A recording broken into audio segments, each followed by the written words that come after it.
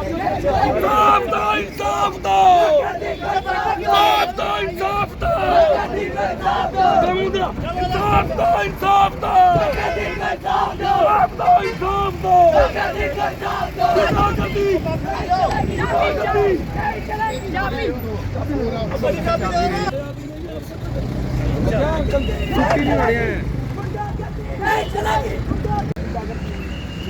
जी अपने नाम से शुरू करेंगे। प्रोटेस्ट किया जा रहा है।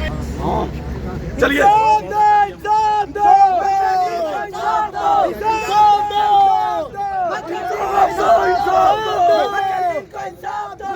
दो, इंसाफ दो, मकरदीन के कातिलों को, मकरदीन के कातिलों को।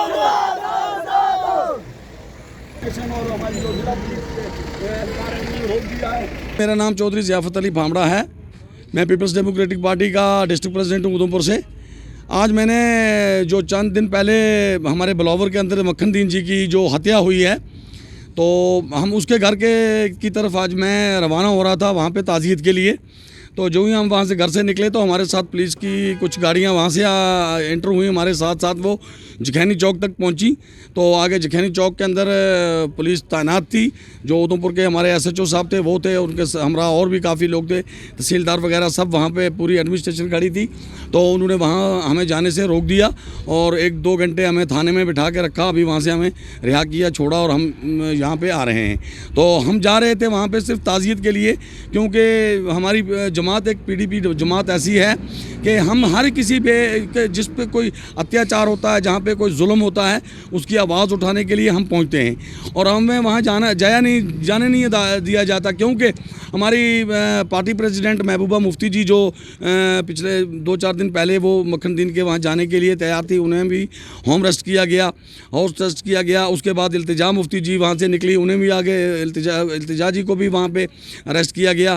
तो आज मैंने सोचा चलो हम यहाँ से निकल के कोई एक बंदा वहाँ उनके घर तक पहुँच सके, तो हमें भी उधमपुर के अंदर जो है अरेस्ट किया गया। इसलिए हम अभी थाने से पुलिस स्टेशन से वापस आ रहे हैं। पुलिस द्वारा इस तरह का, देखिए पुलिस द्वारा सारी पुलिस एक जैसी नहीं होती है, सारी फौज एक जैसी नहीं होती है। जैसे हमारी मैडम महबूबा जी ने भी यही कहा, इल्तिजा जी ने भी यही कहा। कुछ चंद लोग पुलिस में भी होते हैं, कुछ चंद लोग आर्मी में भी होते हैं, जो इन चीज़ों को जानबूझकर इन चीज़ों को किया जाता है। और आपसी जो भाईचारा है हमारे हिंदुस्तान का, जो एक मजबूत एक भाईचारा है, इसे भी ख़त्म किया जाता है। और वहाँ के लिए ये भी सुना है कि वहाँ पे लोगों को हरासमेंट करके छोटे छोटे लड़कों को पकड़ के लाया जाता था SHO के द्वारा, और उन लोगों से पैसे वसूली की जाती थी। वो पैसे ना देने की वजह से उन लोगों को टार्चर किया जाता था। तो मक्खन दीन जी, देखिए आप लोगों ने देखा होगा कि जब उसको इतना टार्चर किया गया कि वो उसे बर्दाश्त ना कर पाए, और उन्होंने आके मस्जिद के अंदर कुरान पाक, जो हमारी दुनिया की सबसे पवित्र किताब होती है, जैसे कुरान पाक हो गया, गीता जी होगी, गुरु ग्रंथ साहब हो गए, बाइबल होगी, इन चीज़ों का भी हमें कोई आज हमारी नज़रों में कोई मूल्य नहीं है। क्योंकि उस बंदे ने कुरान पाक उठाकर वहाँ अपनी ज़िंदगी से जो है हाथ धोए और अपनी ज़िंदगी उसने ले ली। क्यों? कि उन लोगों के जुल्म की वजह से उनका वो जुल्म बर्दाश्त नहीं कर पाया।